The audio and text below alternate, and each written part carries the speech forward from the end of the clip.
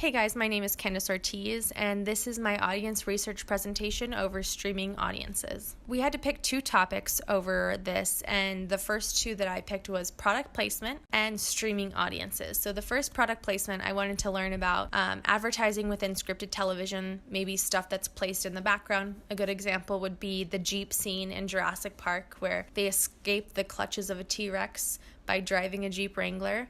Another version of this is through product integration, where products are literally placed in the storylines of shows.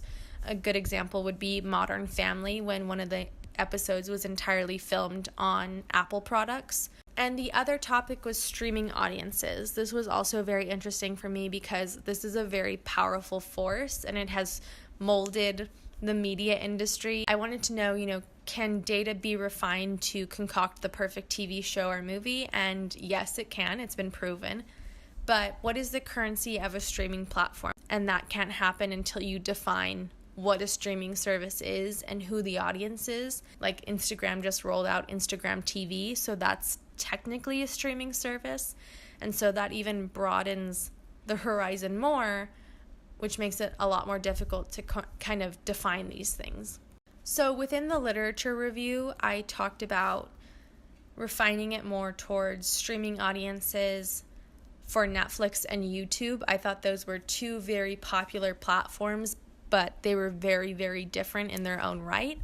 Netflix obviously is spending a lot of money on original programming. They just put in $8 billion more over the next year to create hundreds of new shows. And that obviously sets back their competition by leaps and bounds because that's quadruple the average budget for a network. There's over 8,000 titles streaming on Netflix right now, which means you could go your whole life without watching the same thing twice. And that's a good thing, but also a very bad thing because a lot of people find themselves watching the same series over and over again. There is an absence of public audience research, though, which has created sort of a separation between companies who want to understand Netflix and Netflix itself. They individually track sort of your viewership habits and the time spent per watching a movie or a TV show, and then just your general viewing habits. All that stuff is tracked and logged, but it's kept to Netflix. YouTube is a very big platform with over 400 hours of content uploaded every minute.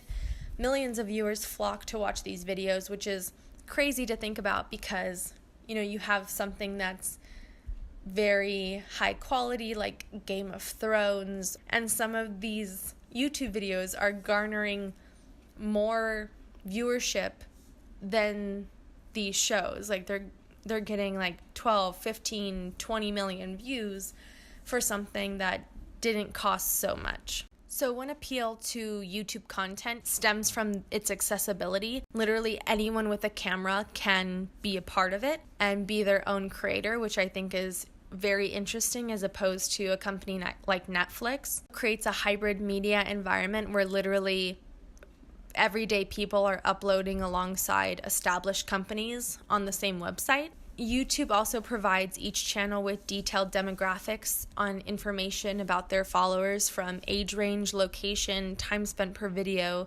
shares, and a comparison of overall content. This is kind of catching the eye of Hollywood. And a good example would be DreamWorks in 2007 bought Awesomeness TV. But YouTube has a different problem than Netflix, which is ads. They still cater to ads because that is the only way that their creators get paid. A recent debacle has been happening with AdSense because they tried refining sort of their technique for finding videos that were maybe threatening or possibly inappropriate. And so within refining that algorithm, a lot of YouTubers' videos that were not violent, were not threatening, were all of a sudden becoming demonetized. Some more info. In 2016, a study done by ComScore revealed that millennials preferred a provider like YouTube over streaming platforms or time-shifted TV by 35%. And then we talked about earlier, if the perfect equation of a perfect show could be made, and that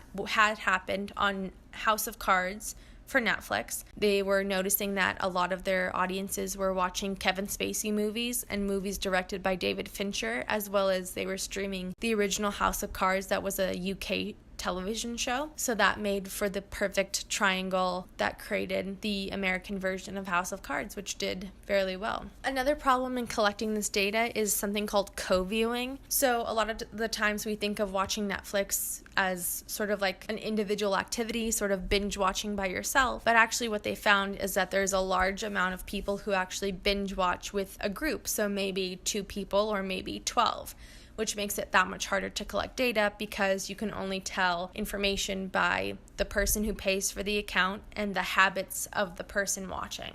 So out of this, I formulated 6 questions that I wanted to kind of look into as far as the literature review. The first being, what happens with content that is too catered to audiences? How do advertisers infiltrate streaming services? How has original content on YouTube, like series and movies, fared on the platform? How will a company compete with a generation that is constantly searching for the next big thing? How will future streaming platforms compete with Netflix and YouTube? Walmart, Disney, and DC Comics are all developing their own platforms. Will too much ever be too much? So the abundance of entertainment that we have with all these different platforms, all these different variety shows, will we suddenly just stop watching all of this and return to regular scheduled television? How will that work? So when it came time to formulating the sample design, I knew the target audience should be between the ages of 17 and 35. That was kind of the popular age groups for both Netflix and YouTube.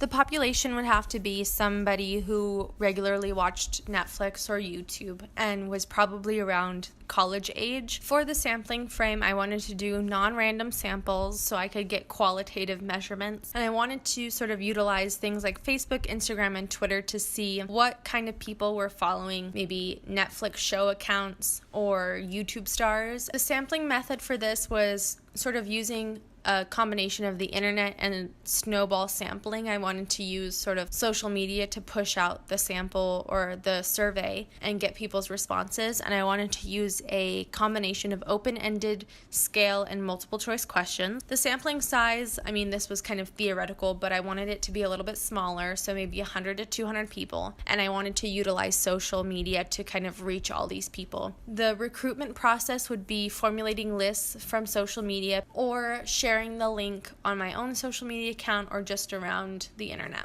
As part of the survey and report, I designed a questionnaire that included 15 questions, and I did this through Google Forms. Google Forms was a great website to use because it automatically created analytics for me. The first question I asked was, do you pay for subscriptions to services like HBO Now, Netflix, and Hulu? And are you subscribed to more than one streaming service? So 90% of people who took this survey, there was 10 people who took their survey, 90% of them did pay for subscriptions. 70% of these people were subscribed to more than one streaming service. So they probably had, Netflix and Hulu or Amazon Video and Hulu, any combination of those. The next question revolved around them checking a series of boxes to see which subscription services they use. 55.6% said Netflix and 55.6% said HBO Now. On average, how many hours do you spend streaming content per week? The majority said 6 hours, so 33.3% said that they spent 6 hours a week streaming content. On average, how many hours do you spend watching YouTube videos per week? The average was 40%, and that was 1 hour. On average, how many hours do you spend watching regular television programming per week? And again, that was 1 hour at 44.4%. The next set of questions revolved around payments for these subscription services, because a big part of why many people are canceling their TV provider services is because of the cost. And so I wanted to see how people using streaming platforms would react if those costs increase. With streaming or subscription services averaging $10 per month, would you continue your subscription if the price increased to $15 to $20? 40% of people said yes, 30% of people said no, and 30% of people said maybe. Have you paid to upgrade a subscription to avoid ads? 70% of people said no, and 30% of people said yes. Do you ever watch an entire ad on a YouTube video? 60% of people said no, I skip after 5 seconds, and 40% of people said I don't pay attention to any ads. Which current programs have you seen? So I tried to compile a list of different shows between HBO, Amazon, Hulu, and then just regular networks. 60% of people had said they watched Westworld, 50% of people said they watched The Walking Dead, and then the next rung under that was 40% who said they watched Orange is the New Black and Game of Thrones. When watching a streaming service, do you A, branch out to watch different content, or B, watch reruns of the same show you've already seen? 60% of people said that they branched out to watch different shows, but 40% of people said they watched the same show over and over and over again. The next question was, to watch a new show, do you rely on advertisements to capture your attention, get a recommendation from a friend, hear about the show via social media, or let the subscription service recommend content? 50% of people said they got a recommendation from a friend, 30% of people said they let the subscription service recommend content to them, and 20% of people said they heard about a show via social media. What caused you to get a streaming subscription? 44.4% of people said a friend or relative offered them their account. 33% of people said that they got a streaming subscription just because of the content, and another 33% of people said that they got it just because of one specific show. Do you watch subscription services because they have a variety of content, they have a handful of shows you enjoy,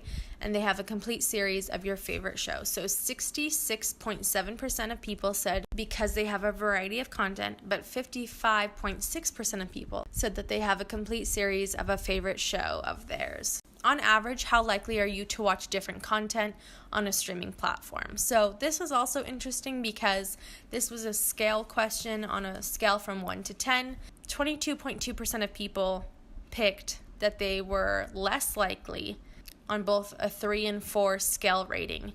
They were less likely to branch out and watch different content. And 22.2% of people said that they were a little more than likely to watch a different show on a subscription service. For the majority of people, I feel like they want to watch different content, but from what I've seen through these bar graphs and charts and everything, it seems like they kind of stick to what they know. And doing the entire project as a whole was very interesting because a lot of the stuff that I thought was going to happen ended up being the opposite. I was for sure thinking people would pay to subscribe to something that was, had no ads, and I was wrong about that. So overall, this was really interesting, kind of a generalized overview of both YouTube and Netflix subscribers or viewers, and so this could definitely branch out into being one of many surveys that could help refine some of these audiences. So